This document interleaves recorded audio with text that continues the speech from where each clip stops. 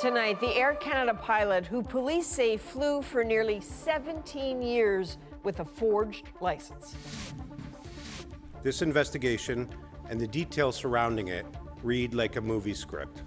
The former captain who piloted some 900 flights now charged with fraud. How police say he was finally discovered. After threats from Donald Trump, the Gordie Howe Bridge is now set to open this week. It's positive news.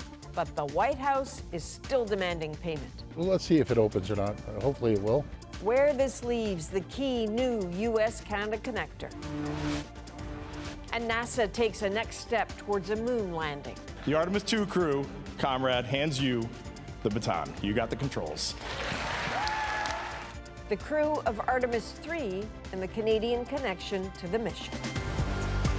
From CBC News, this is The National with Chief Correspondent Adrienne Arsenault. Thanks for joining us. A stunning allegation is coming tonight from police in Ontario. They say a former Air Canada captain flew nearly 1,000 flights over 17 years up until very recently without the proper license. He's now been charged with fraud and a string of other offenses. Air Canada says he did have a commercial pilot's license, but not the next level of certification he needed. This is raising all kinds of questions about passenger safety and how this was able to go on for so long. The charges come at the end of a months-long investigation. Ali Chiasson takes us through how it unfolded and Air Canada's response. While Jeffrey Wall was an experienced pilot, police now allege he flew Air Canada flights for nearly 17 years without the proper license. He captained over 900 domestic flights, not just domestic, but international as well. Flew tens of thousands of passengers during that time period. The 59-year-old was arrested on fraud charges June 1st. Police allege he was using a forged pilot's license. The investigation by Ontario's Peel Police was launched after Air Canada discovered that while Wall had the necessary documentation to be a commercial pilot, he didn't have the additional necessary license to captain his flights. This is very similar to a doctor that is licensed to practice family medicine, but is doing brain surgery in their office. Air Canada says it made a report to Transport Canada and that the pilot was immediately removed from active duty, and maintains that safety was not compromised, saying he successfully met or exceeded the required recurrent training, demonstrating a high level of competency to safely operate large aircraft. Legally, to fly the planes he did with passengers, he needed an airline transport pilot license. He needs to have a certain amount of hours in the aircraft, and he has to pass a written test, and he has to have a qualification check ride on the airplane. Police couldn't say why he allegedly forged that license, but underscore the rules are meant to keep passengers safe. Regulations, licensing requirements, they exist for a reason. When we misrepresent the qualifications that we have, to me, that's a safety issue. Wall retired last year after a 27-year career before the Transport Canada investigation and his subsequent arrest. Air Canada says it's now done an audit and all of its pilots meet the requirements. Ali Chiasson, CBC News, Toronto. Prime Minister Mark Carney says the long-awaited Gordie Howe Bridge connecting Ontario and Michigan is set to officially open this week. Donald Trump had threatened to stop that from happening, and as Jennifer LaGrassa explains from Windsor, the president's demands still loom large. The long-awaited Gordie Howe International Bridge connecting Windsor, Ontario and Detroit, Michigan is now finally set to open on Friday. It's positive news. Obviously, the bridge will be open at the end of the week, and a symbol, but also a fact of cooperations between our countries. But that partnership has been under strain. The opening stalled after Donald Trump threatened to block the bridge altogether back in February. A White House official said Tuesday that the president's position hasn't changed and that the administration remains committed to securing the best possible deal for the American people. That deal likely refers to demands from Trump for a cut of the bridge's tolls. We're in the middle of a commercial contract. Canada and Michigan co-own the bridge as part of their 2012 agreement. But Canada covered the construction costs, $6.4 billion, that would be reimbursed through tolls. Future tolls will then be split equally with Michigan. Now the United States is reneging on that agreement. And that should be of concern to everybody. Still, Michigan lawmakers are hopeful the opening will proceed. What was clear is that everybody except for a few actors here wanted that bridge open. It was deeply bipartisan, and I'm thrilled, and I will be there at the opening. Ontario's premier much more cautious. Well, you know, let's see if it opens or not. Hopefully it will. I'm just hearing two stories, but that's all right. I always have faith that it will be open. But there's excitement in Windsor's Sandwich Town, a neighborhood that is literally sandwiched between the Gordie Howe Bridge and the privately owned Ambassador Bridge. I've got pictures of the whole process. I've walked down there many times just to watch. But some here in Windsor haven't been too thrilled with the way U.S. President Donald Trump has treated Canada. And so while they're eager to see this bridge open up, they're not really planning to cross the border anytime soon. And Jennifer, to that point, do we have a sense of when vehicles will actually start crossing that bridge?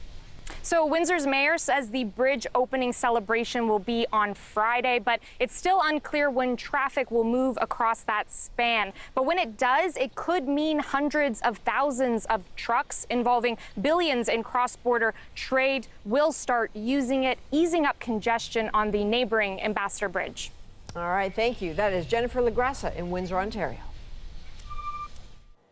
Later in the program, Peter Armstrong takes a closer look at how the new bridge could help boost Canadian productivity. Well, hundreds gathered at a vigil in Montreal tonight to remember a 3-year-old girl killed in a tragic accident involving a bouncy castle last month.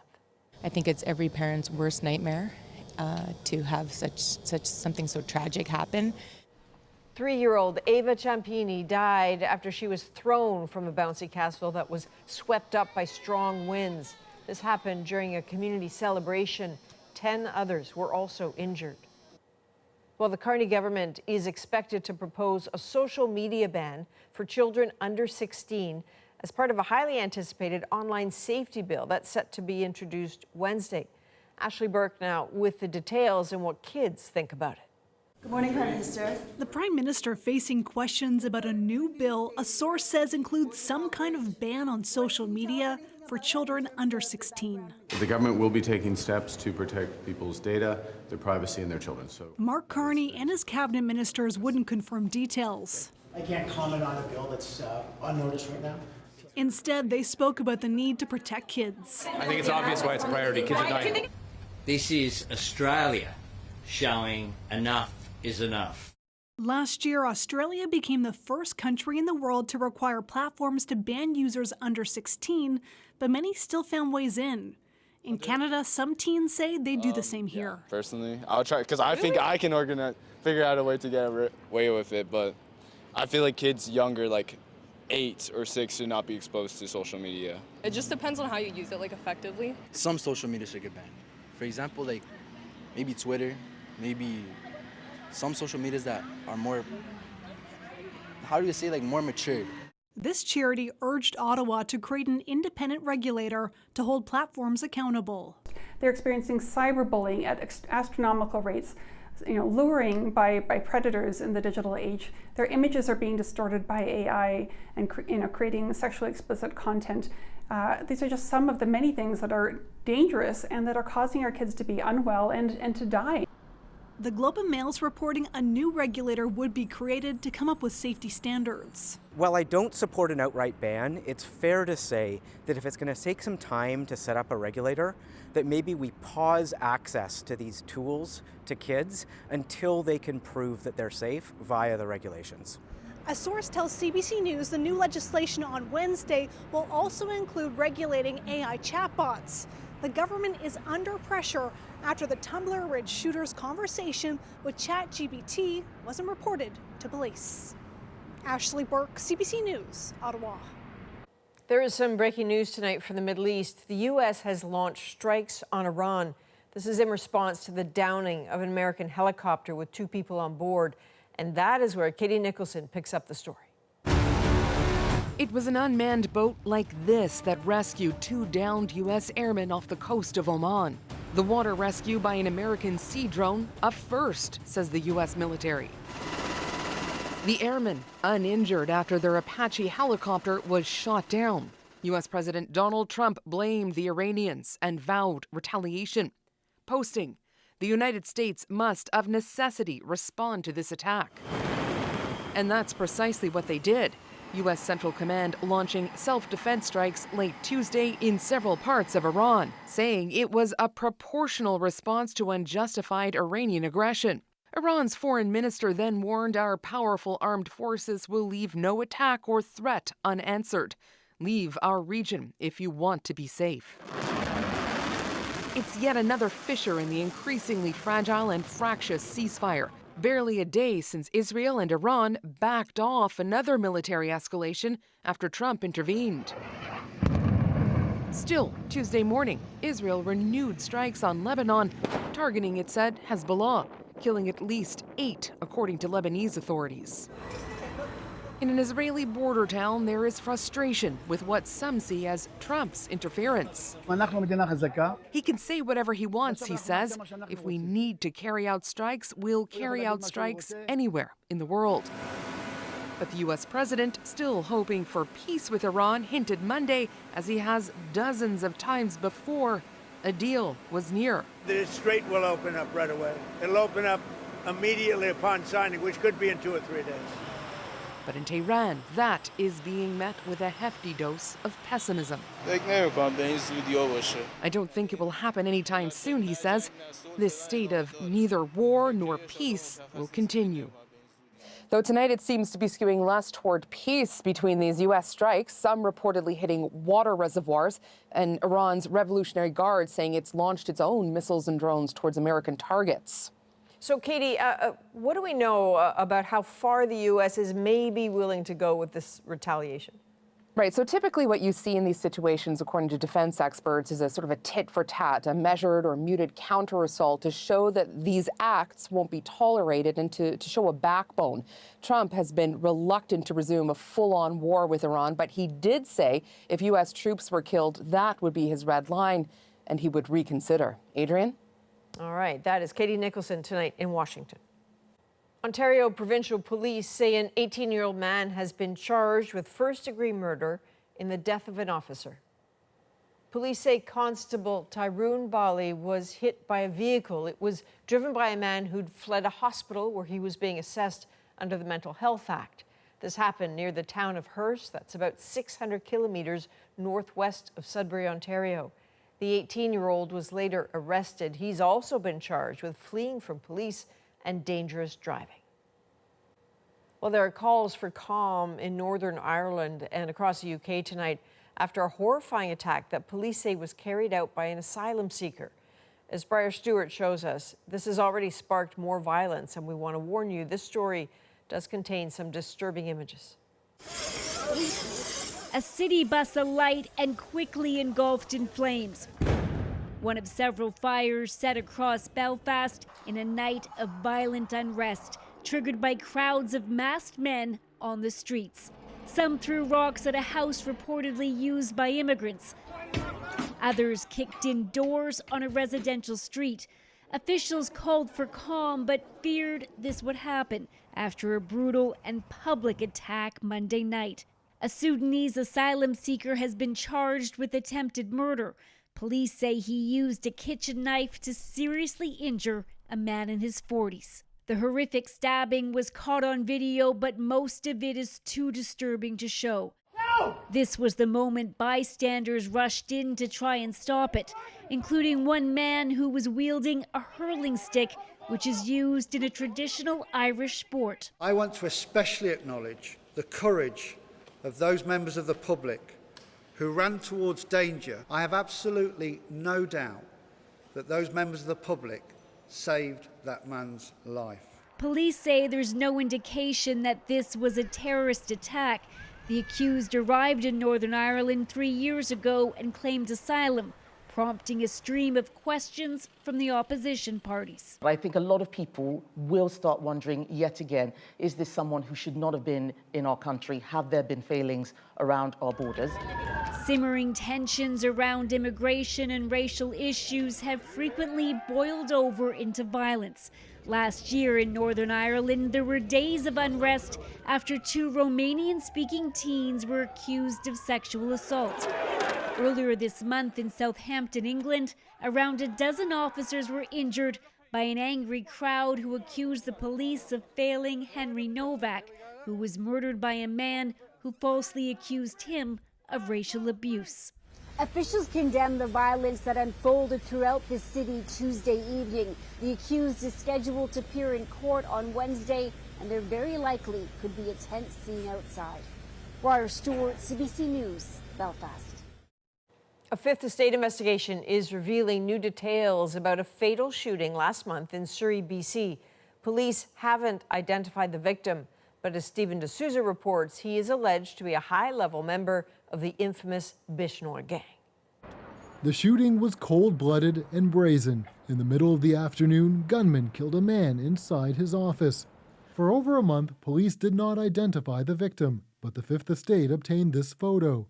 His name was Gurvikramjit Singh Waring.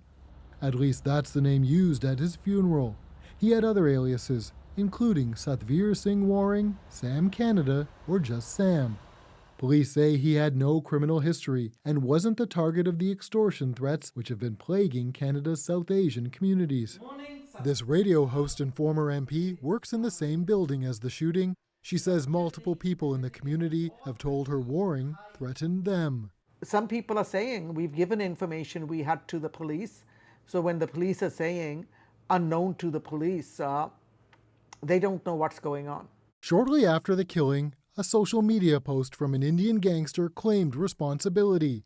It said Sam was the main handler for the Bishnoi gang in Canada, a designated terrorist entity.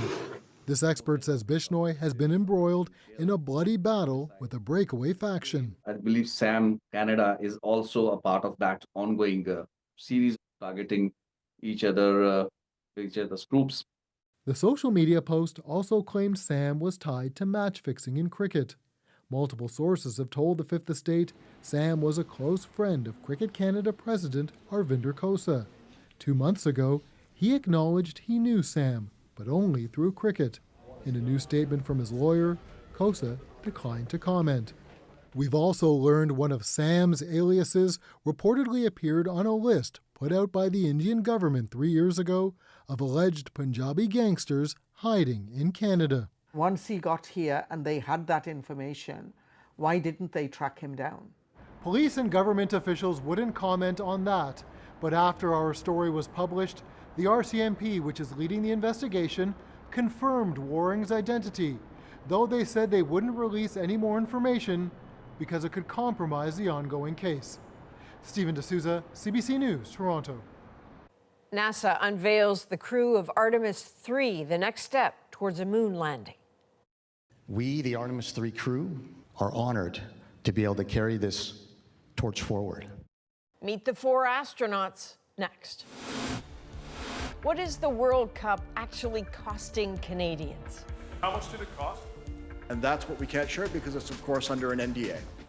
How other host cities are footing the bill. Plus, a big win on the court is a Canadian first. We're back in 2.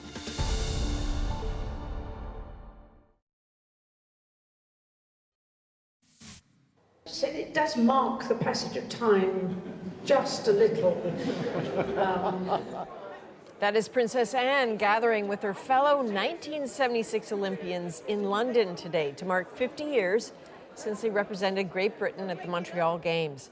I asked her about that experience when we were sat down to chat a couple of years ago, and she recalled the excitement of the opening ceremony.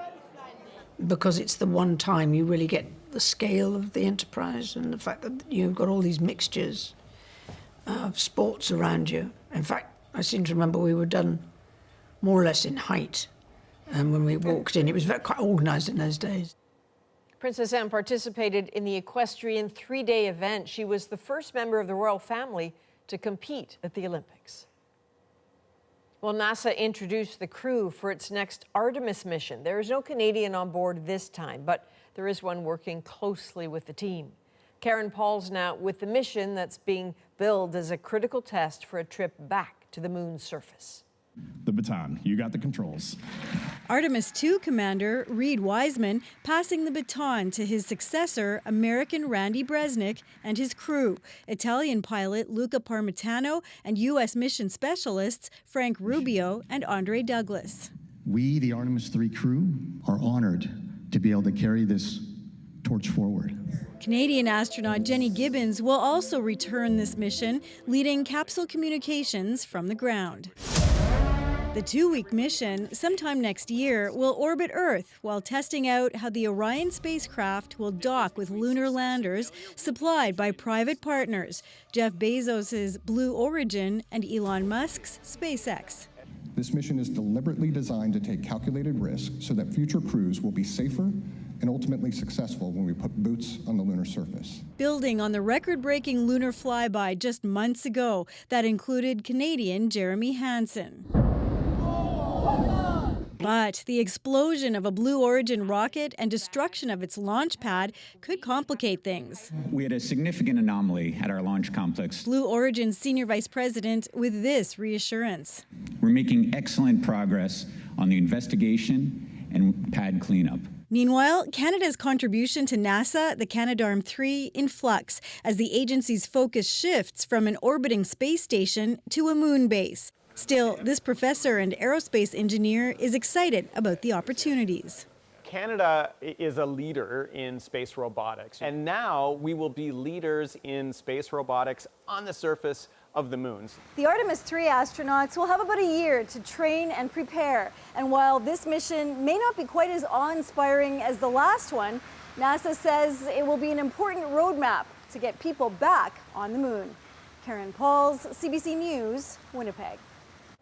New Canadian research is trying to better understand a devastating brain disease. If we can get at start understanding veterans' mental health, helping people who play contact sports, I think we can do a lot of good for the community. Working to unlock the mysteries of CTE and what the Gordie Howe Bridge could mean for the Detroit-Windsor corridor. From a Michigan standpoint, Canada is our #1 trading partner, full stop. How it's expected to benefit the economy. The National breaks down the stories shaping our world. Next.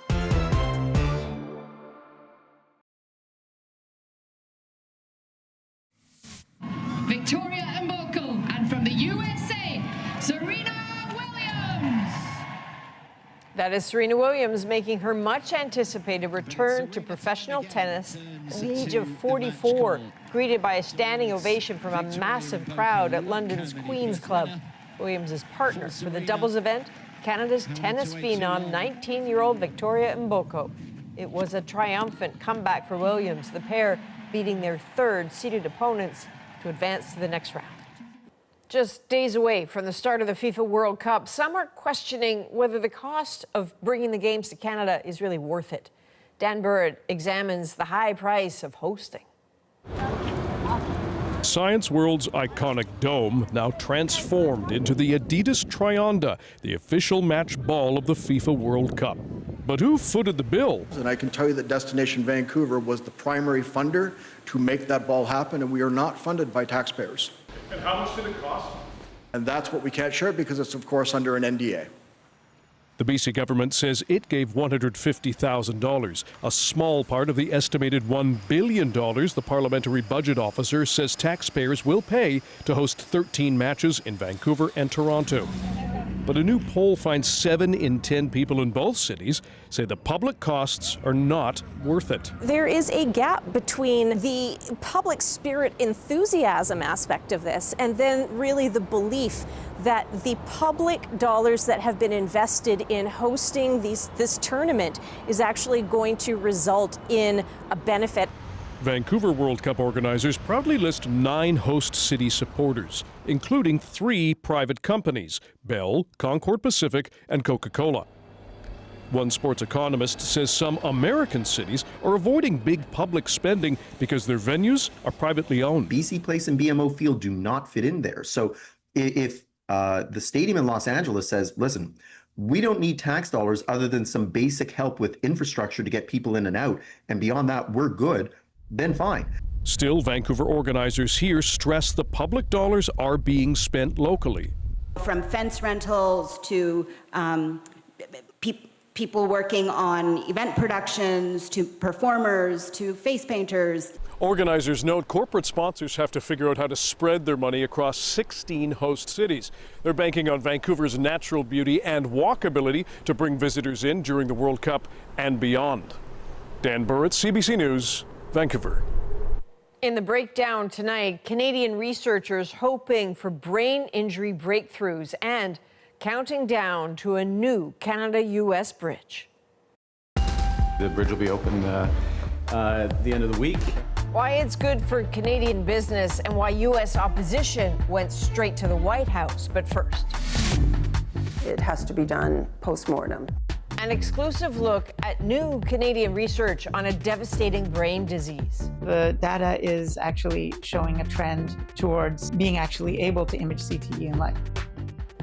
Lauren Pelly gets access to the lead scientist and to a study participant who hopes he can help future patients. The family of former NHL player Claude Lemieux says it will donate his brain for research. A significant number of former NFL players believe they have CTE. The family of 52-year-old Chris Simon says the hockey enforcer died by suicide Monday night and are pointing the finger at CTE. Chronic traumatic encephalopathy, or CTE. Brendan Hines thinks he has it.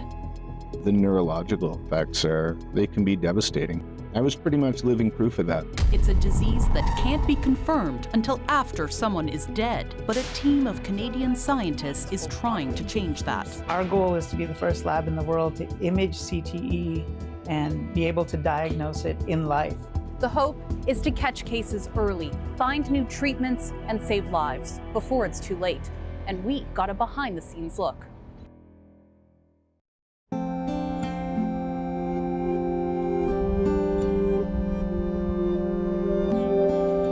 On a warm spring day, we headed to Ashton, Ontario. This blink-and-you'll-miss-it village is about an hour's drive from Ottawa. The quiet rural community is home to Army veteran Brendan Hines. His career ended early after he started experiencing some frightening symptoms. I had a few panic attacks, and I didn't really know what they were. I mean, I don't think you really understand what one is until you have one. Hines had been deployed to dozens of countries, including 2 tours of Afghanistan. After enduring repeated head trauma from exposure to thousands of bomb blasts, he started having issues with his mood and memory while he was only in his mid-40s. Moments where he mixed up words and lost his balance in the shower. It was 2019 that I was like, yeah, I need to take a knee. Like, I can't function. These are some cognitive assessments and brain scans. Hines' release from the Army came with a shocking diagnosis, one that isn't technically possible. Like, walk me through what exactly this document is. This is when they declared that they're going to label my injuries as CTE, chronic traumatic encephalopathy, which is, I mean, huge. That's a death sentence. Right now, there's no scan or test that can confirm if someone like Hines actually has CTE.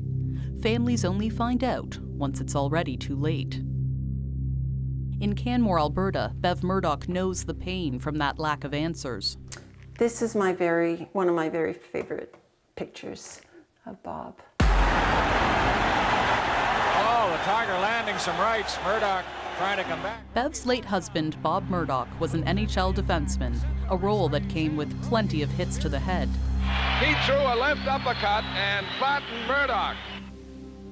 Later, he was the head coach for the Chicago Blackhawks and Winnipeg Jets. And in the decades after his retirement, his family noticed his memory and personality began to change. Intuitively, I felt he had CTE right from the onset. Instead, Bev was told he had a form of dementia. And the discussion of CTE came up at that first visit with the doctor, and she said, "I'm sorry, we can't diagnose that. It has to be done post-mortem." And I continued to ask that question with each doctor, but I got the same answer every time. By 2021, Bob was in hospital. Bev could tell he was slipping away. I really wanted just to spend my birthday with him at the hospital. I got there and he was hallucinating and he never came out. I cried all the way home. Bob died 3 months later. Autopsy results confirmed his family's suspicions. Identifying CTE through an autopsy isn't easy. Scientists have to search for a type of protein called tau. In a healthy brain, tau stabilizes brain cells, but through repeated head trauma, those proteins can get damaged. In some cases, they fall apart, clump together, and block the function of crucial nerve cells, creating a buildup in certain areas of the brain that can eventually cause symptoms of CTE. We visited Toronto's Krembil Brain Institute to learn what it takes to spot that dangerous tau buildup and why some patients go on to develop such a serious condition. They did have a lot of memory problems, but they also had language issues, navigation problems. Clinician scientist Dr. Carmela Tartaglia and neuropathologist Dr. Gabor Kovacs are part of a team that identifies post-mortem cases of CTE. You know, I mean, you are your brain. When your brain changes, you change, right? Inside this lab, brains from people who've died are sealed in paraffin wax, cut into paper-thin slices, and turned into samples, each one as small as 1/100th of a millimeter. Kovacs analyzes each sliver of brain tissue for microscopic buildup of tau. He looks at an average of 100 slides for every case, a painstaking process that can take weeks, even months. Just imagine that a post-mortem examination, it takes so much time, there's so few experts around the world, that the amount of cases that we saw is just nothing compared to the population that we are dealing with. The team says the people impacted by CTE span far beyond the world of professional sports. A growing body of research has identified postmortem cases among amateur athletes, military veterans, and victims of domestic violence. One of Kovacs' own studies even found evidence of CTE among people who are homeless. It's probably not as rare as we think.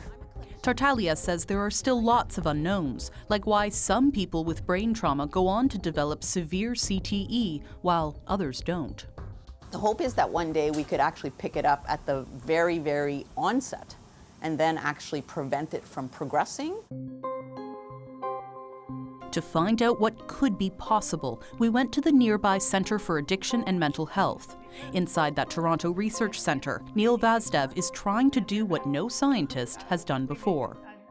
We've recently started imaging patients with suspected CTE, and the data is actually showing a trend towards being actually able to image CTE in life, which is very exciting for us. Vazdev is a top Canadian expert in nuclear medicine. His goal through a years-long research project is to develop a new framework to diagnose CTE in life using radioactive tracers. These tracers are radioactive chemical compounds that get injected into someone's body. Once inside, they stick to certain tissues or proteins and emit radiation, revealing the specific type of tau buildup in the brain that's linked to CTE. It might sound like science fiction, but there's precedent for this innovative work after decades of research on another brain disorder. CTE shares several similarities with Alzheimer's disease. Both are linked to different types of tau buildup. Both are progressive and incurable. And for decades, both could only be confirmed after death. But more recently, Alzheimer's started being routinely diagnosed through brain scans, leading to earlier detection and a wave of new treatments that can help slow cognitive decline. Vazdev wants to see the same progress for the growing number of patients with suspected CTE. If we can get at start understanding veterans' mental health, helping people who play contact sports, helping people with who've been in, for example, car accidents or victims of intimate partner violence or interpersonal violence, I think we can do a lot of good for the community. To get full results, the team needs to enroll thousands of diverse study participants. Today, Heinz is one of them. Maybe if we can see the direction people are going in a little bit earlier, hey, maybe we can save some people. By extension, maybe we can save their families a bit too. Before heading in, he opened up about how close his own family came to losing him. I knew that I was getting more depressed. I was like, no, I can get myself through this. Then came daily headaches and nightly insomnia. By the winter of 2019, Heinz started having thoughts of suicide. My girls are singing Christmas carols in the back seat, and I'm singing along like I'm trying to be the fun dad. The whole time I'm crying because I have a plan for when I get home. I had a whole plan worked out so my family wouldn't have to make any grisly discoveries, and I was going to end it. Heinz got through his darkest days with the support of his wife. Now he walks regularly, maintains a healthy diet, and sleeps during the day, all to keep his symptoms at bay as best he can. Heinz hopes his own battered brain could offer researchers new clues. As part of the study, he went through cognitive testing before having multiple brain scans. Researcher Isabelle Boileau says every new participant like Heinz adds another puzzle piece, helping the team understand the possible patterns and hallmarks of CTE. So what we're trying to do is we get an MRI, and that gives us a map of where things are occurring in the brain. She showed us some sample scans. And what you see on the top, these hot spots, is where the tracer is accumulating at a level that's above normal. On May 31st, the team shared their first early results at a conference in Los Angeles. Their tracer did detect signs of suspected CTE in 3 living subjects. Not yet a diagnosis, but a promising start.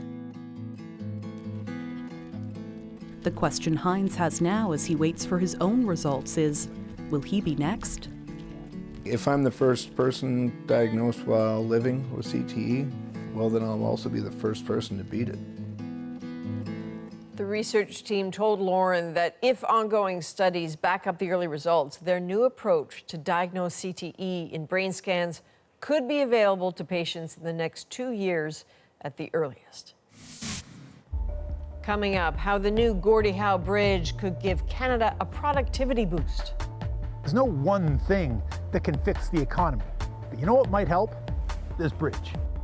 Peter Armstrong looks at why Canada and Michigan fought so hard to make it a reality. Next.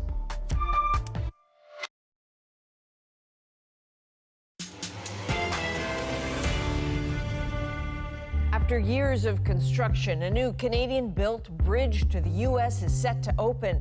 Why some think it is also a connection to better productivity.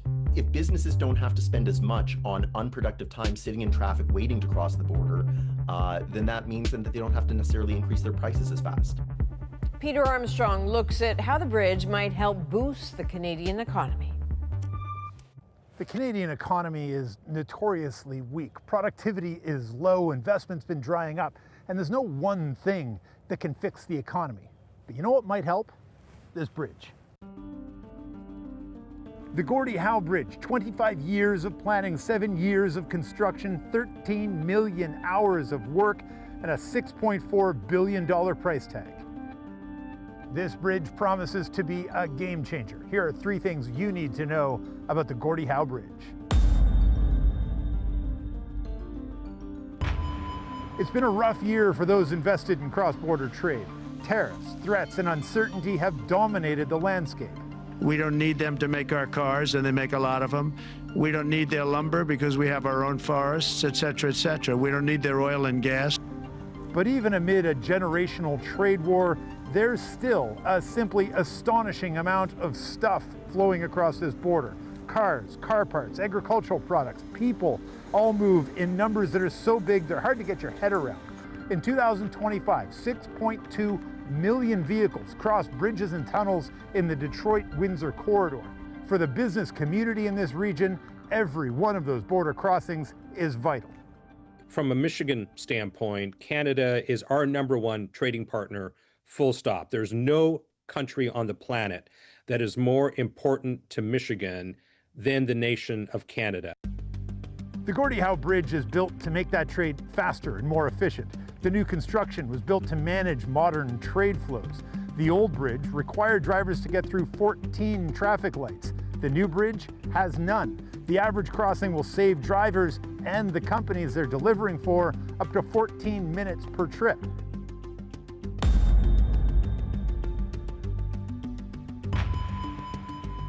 This colossal piece of infrastructure is more than just a bridge. It's a time machine. At 14 minutes saved per crossing, truck drivers alone are expected to save an astonishing 850,000 hours a year. That means the driver will have more time at home or working elsewhere. The company the driver delivers for saves money to be spent on new equipment, new jobs, new investments. For years, Canadian policymakers have been trying to find ways to unleash that investment. Canada's productivity is low, troublingly so. I want to talk about Canada's long-standing poor record on productivity and convince you just how big of a problem it is. You know those signs that say, in an emergency, break the glass? Well, it's time to break the glass. The new bridge will boost productivity. It'll make trade more efficient, more reliable, and that has all kinds of benefits for the economy. If businesses don't have to spend as much on unproductive time sitting in traffic waiting to cross the border, then that means that they don't have to necessarily increase their prices as fast. And if they don't have to increase their prices as fast, that's inflation kept under tabs. So if the benefits are so clear, the upside so obvious, why is it taking so long to open? Why did Canada have to foot the entire bill? Everyone knew a new bridge was going to be needed. Everyone agreed it'd be best for businesses on both sides of this border. Well, almost everyone. The American owners of this aging Ambassador Bridge have spent years doing everything they can to delay, derail, and destabilize the opening of the Gordie Howe Bridge. And who can blame them? Last year alone, this bridge brought in an estimated $70 million US. The New York Times reported that the billionaire owner of the Ambassador Bridge met with Commerce Secretary Howard Lutnick in February. Hours later, Trump threatened to keep the new bridge from opening. The threat has been dismissed as insane by none other than the mayor of Windsor. But economists say the incident gets to another key thing the bridge is going to address: competition.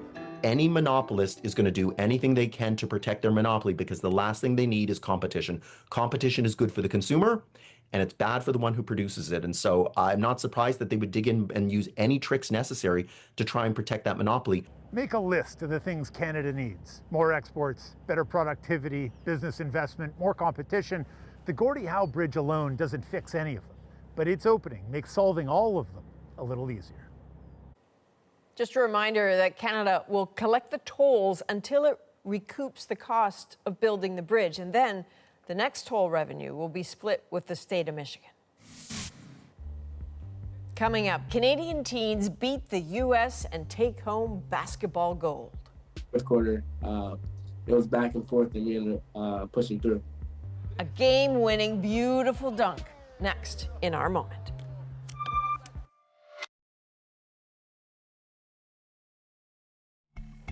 What is this, you ask? Well, you are looking at Canadian teen basketball players in Leon, Mexico. This was just moments after earning Canada's first ever AmeriCup gold medal. After a nail-biting game, they pulled through in the fourth quarter to beat the U.S. and come out on top. So tonight, their big win is our moment. We competed in the FIBA U18 AmeriCup and won against USA, breaking their 7-year winning streak. Canada's never won. First quarter, USA was up, and the second quarter, we came back and made it a tie game at halftime. And the third quarter, we ended up taking the lead. Fourth quarter, it was back and forth, and we ended up pushing through. I had the ball in my hands. I saw Dengor ahead of me, and I threw it to him. He jumped up with his right foot, and he dunked it on the USA player with his left hand. I saw the whole thing in slow motion. I didn't really know how to react. It was so unexplainable. It was one of the best feelings of my life. I just took off my jersey, and I started running around. I know a lot of people saw the video of me jumping on the scorer's table, being able to team up with them and, you know, take down the quote-unquote bad guys, America. You know, it felt great. Look at the smiles when Javion was talking about that. So after he won MVP, he got a shout out because guess who? Shai Gilgeous-Alexander posted a picture congratulating him. Two great Canadians right there. From all of us at The National, thanks for being with us. I'm Adrienne Arsenault. Take care.